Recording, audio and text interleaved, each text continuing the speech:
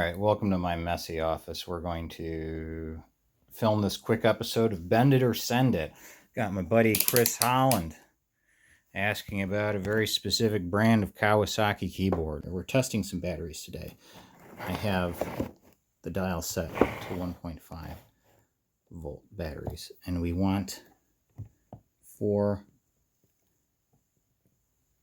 like these. 1.4 or so would be nice, wouldn't it? Well, you get the idea. So we're checking, we get 4 of those, and then we're going to put them in a gross keyboard, and then we're going to say bend it or send it, maybe. Here's this gross keyboard that's been in my crawl space. It's a Kawasaki. That's good. Usually means it's a potentiometer that you can abuse to change the pitch. This one's neat because it's got interesting rhythms, sounds, kick drum, hand clap, which is an interesting one you don't usually hear on these. And then look at these voices. You got some interest here. So issue with this nasty battery compartment. It's kind of hard to tell in the bright sunlight here in the shop, but that is some grody corrosion. Oh boy. I was going to try to put, well, we can see if this will power up, but I doubt it's going to because of all that nasty corrosion in there. Sometimes with, a wing and a prayer and maybe one of these, you'll get contact and be able to turn it on. Nothing. Okay, not a surprise. Okay, so, I'll get those batteries out of there in a minute, but right there, that's your problem. This guy's come loose. I traced it out of here. It was bundled with the rest of these. I wanted to see which of these red wires it was. I'll probably thread it back through there, but it's that one. I suspect this would, well, the end of the wire, as I suspected, is corroded, but it's not the one that I thought would be corroded, which is plus 6 volts going to the board. It is, I guess, either whatever that is or whatever that is, or possibly something from the board, but I don't see any obvious spots where the board is missing. So I suspect it's one or the other of these, probably this one. I just have a feeling. Maybe if I cleaned up those terminals a little bit, it would be obvious which one it came to disconnected from. But my strategy at this point, if I was to bend it, would be to completely replace the battery compartment. But this is becoming like a lot of testing and messing around that I'm beginning to not want to take on. So this is looking like a send it. Hopefully Chris has done one of these. He knows what's going on. I suspect that the board would probably be fine if you replaced the battery compartment, made sure the switching demo and play button was working okay, yada yada. I could be mistaken. This is the only one of these I got. Thought it was cool looking. It still is cool looking. I feel like I even played with this at one point. Maybe I was the one that let the batteries in. I don't know, but probably not my circus, not my monkey. All right, we're back in my cluttered shop. We've got this Tomy baby DJ here that Chris was asking about too. Since we can't do anything with this guy, maybe we can get something going here. At least get some sounds to listen to. See what's in this thing. So this one similarly had a nasty corroded battery compartment. Hello, Eek. It's my cat, Eek. So we're just going to clip the red and black wires, because as you can see, that's just a fuse in there, and that's just a jumper, the yellow. So this battery compartment's a little weird because all the positives are on one side, and positive terminals are on one side, and it's molded into the plastic. Yes, Seekers, thank you for pointing that out. Okay, so this is a circumstance like the Kawasaki where we want to maybe utilize a different battery compartment to see if this still works, the circuit itself. What makes this one more likely to be less of a nightmare is the fact that all the wires are in place. There's no popped mystery wire. It's an interesting circuit board on this baby DJ. There's your black blob with all the little contacts there on a little bump out board.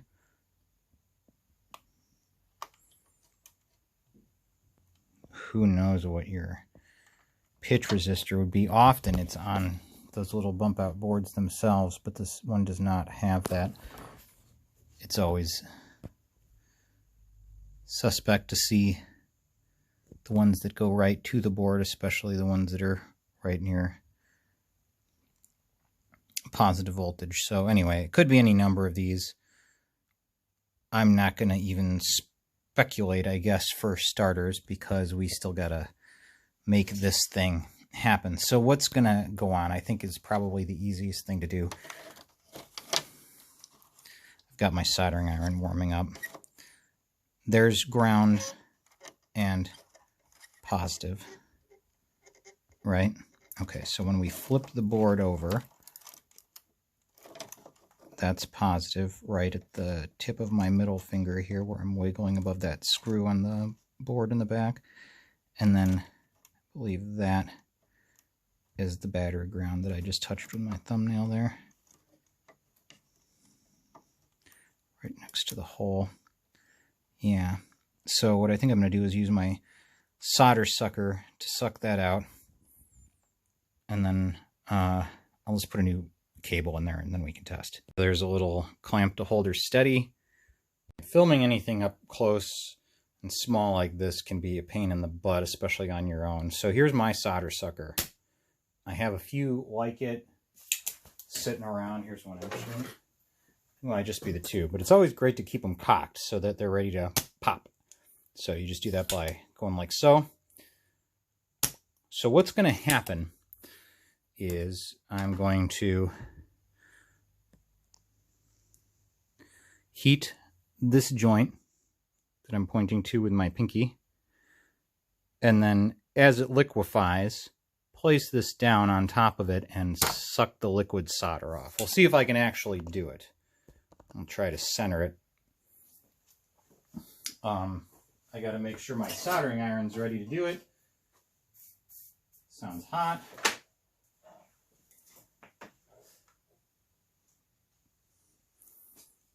Let's see. Careful now. If we can give this a go.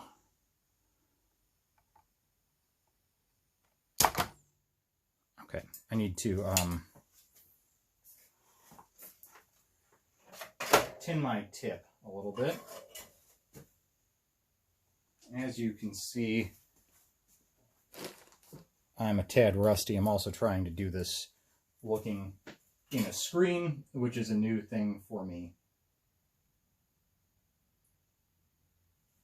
Maybe I should just ignore the screen and do the thing.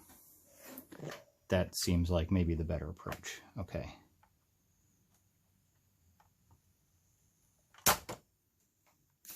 Not quite, but almost. Let's try again. Okay, that got some of the chunks out. You can see, I'm gonna do there. Okay, so there's basically some strands of wire still in there. Might even be able to just kind of clean those out by dragging, but okay, well, I kind of made hash of it, but you get the idea. There's a hole there now exposed with the solder pad, so we can resolder, but I want to get those last little slivers out of there. Oops, cock it. Okay, good enough, I think, maybe.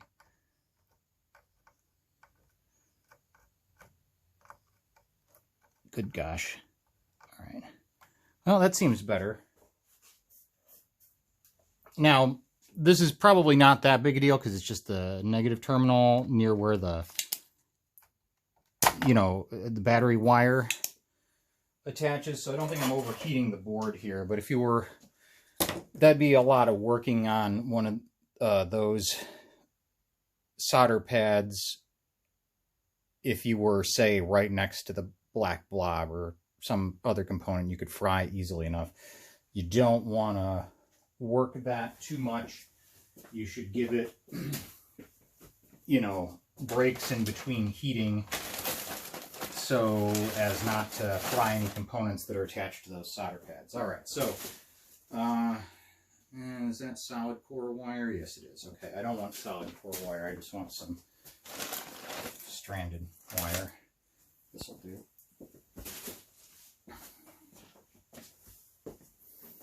All right, so there's our black stranded wire. Don't need a lot.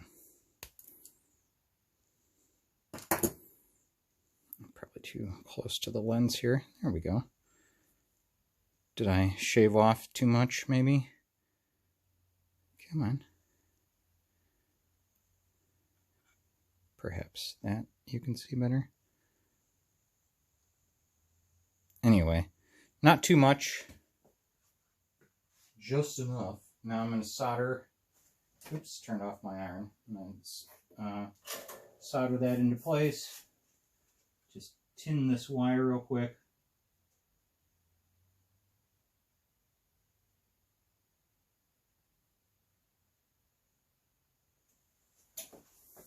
All right, so I tinned the end of this wire. So it's all the strands have sucked some solder in. Now I'm attempting to feed this in from the other side. Easier said than done. Bingo. All right, so that's hooked in there. Suppose I could probably trim that end a little bit or just angle it.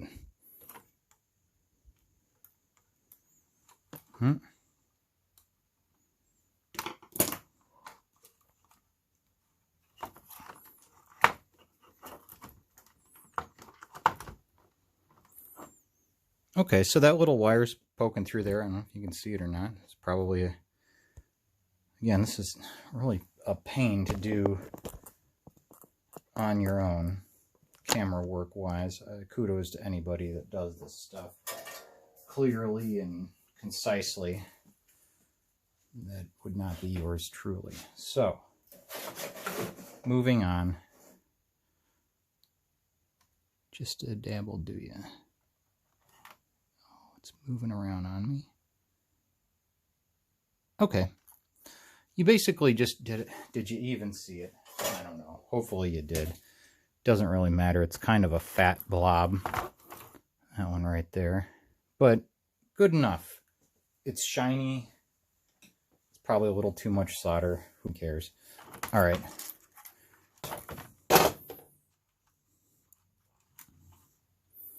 All right, so that wire, let's zoom out here. That wire is just attached to the end of this, so I can give myself how much I need. Not sure how much I'm going to need, but I don't know, a foot or so, probably 10 inches.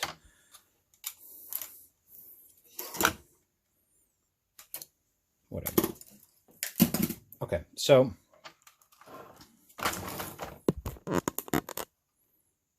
this goes down because those rubber pads are your buttons.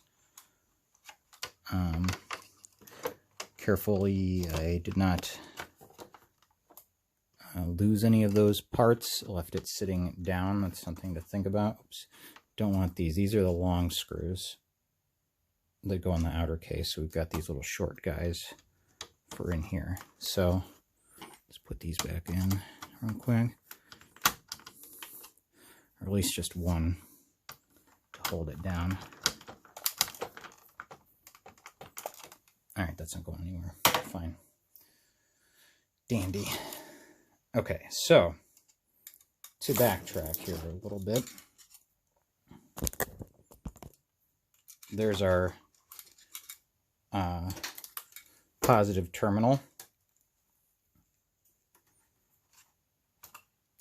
And we'll hook it to the positive terminal of our battery compartment. And then the negative terminal we'll hook up to the other end of our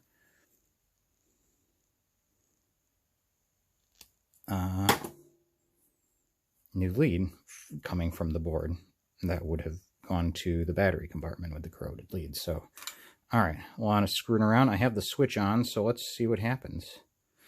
Not a surprise, necessarily. Oh! Oh.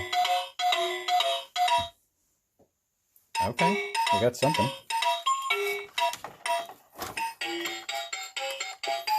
All right, I'm going to put the rest of the screws back into this thing. And then maybe we'll play with it a little bit.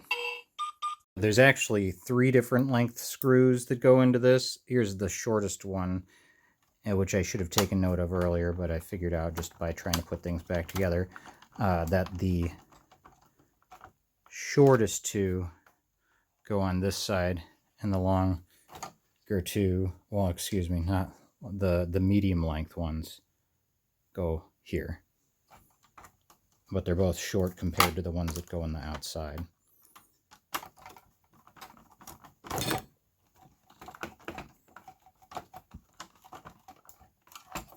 Here we have a baby DJ.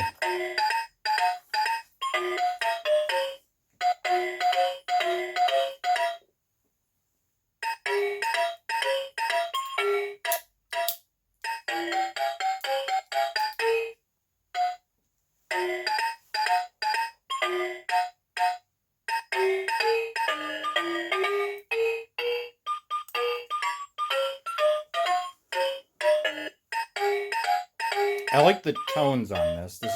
There's another Tomy toy that has be left alone, oh baby, telephone and tell me I'm your own. Maybe.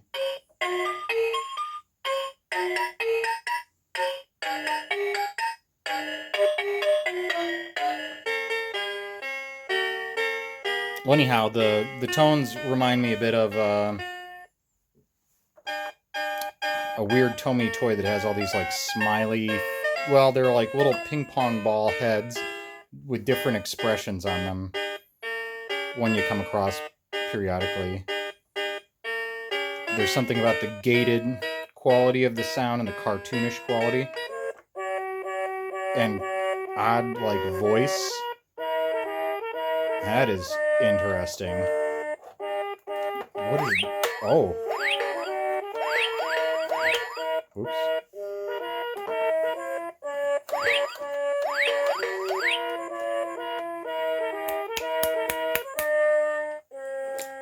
Hello, hello. Alright, that is not a microphone. I suspected it was, but because of that hole there, I don't know what this is. And it's not a crossfader. I don't know what... Oh. Hell yeah. Okay, I did not expect that.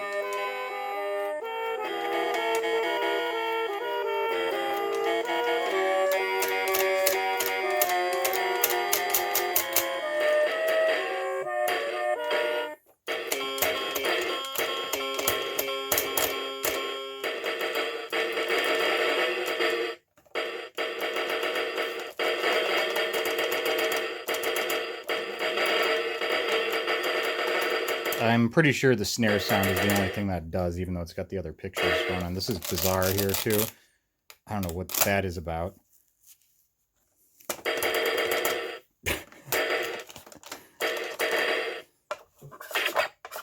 Ooh, nice.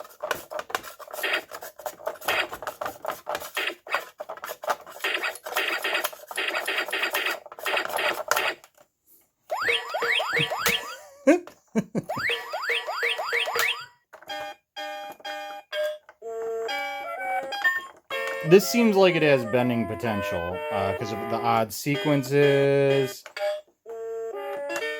and instrument changes. Like,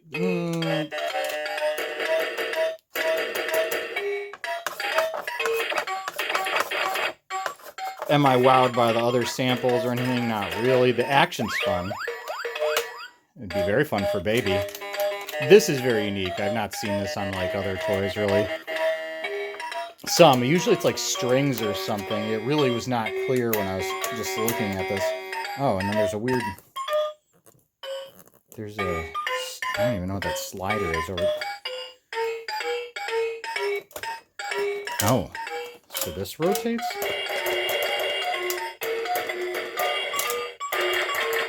Oh, there we go. Okay. That is bizarre.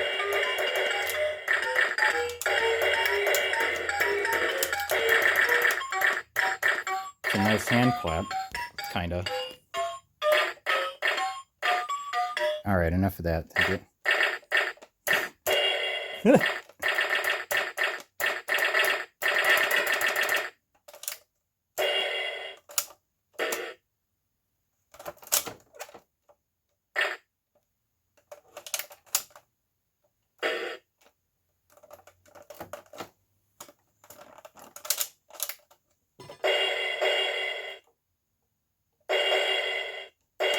Just trying to get a clean one.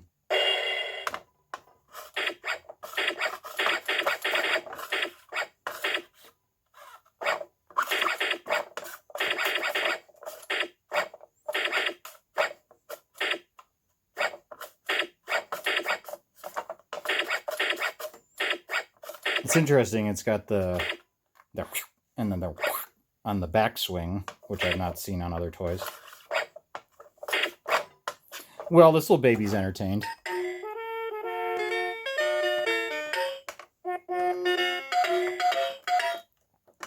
I think that's all the functionality that we're going to see out of this thing, but color me intrigued. Well, we've got it open. We've got it hijacked.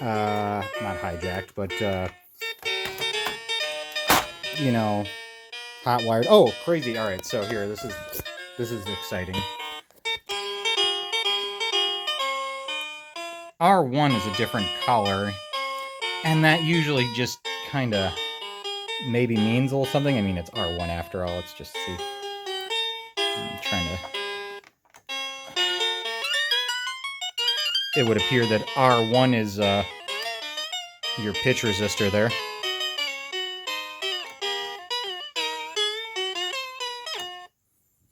Interesting.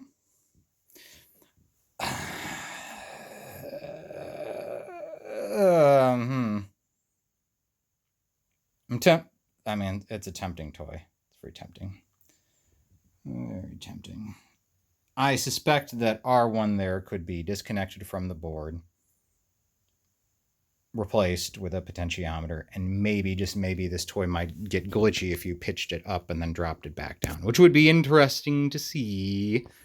Let's just see if we can make it do it with just some wet fingers, shall we? Let's see.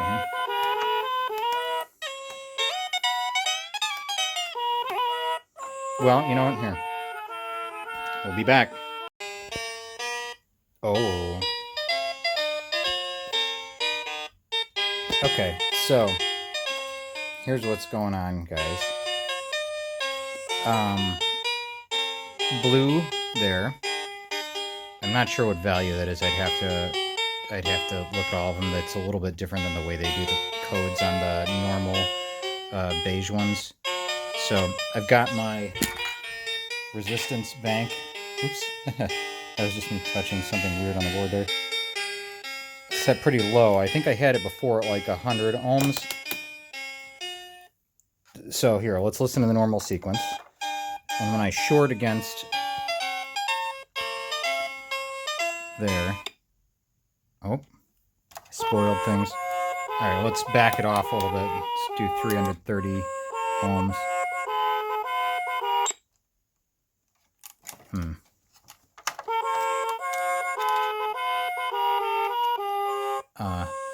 I've got this little like thing on here, so I don't actually touch the circuit. So let's see what... That's something different. Okay, let's disconnect that. But that seems glitchy. That just straight up seems glitchy, doesn't it?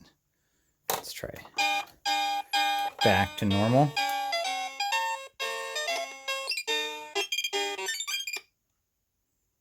Okay, so that sped through the sequence that time.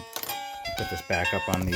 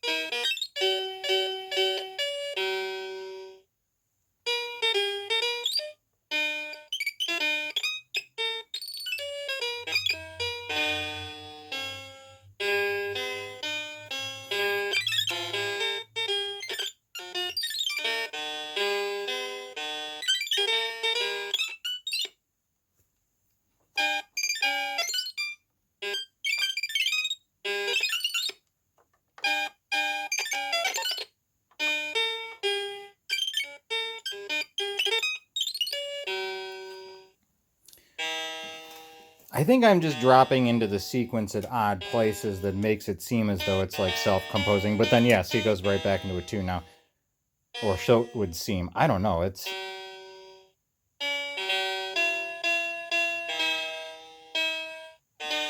I guess I'll have to familiarize myself more with the stock tunes. Because, yeah, this sounds just like something was playing. Maybe.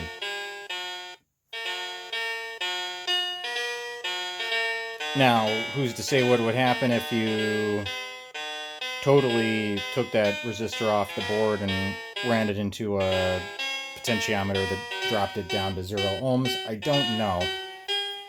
Well, so I just don't know.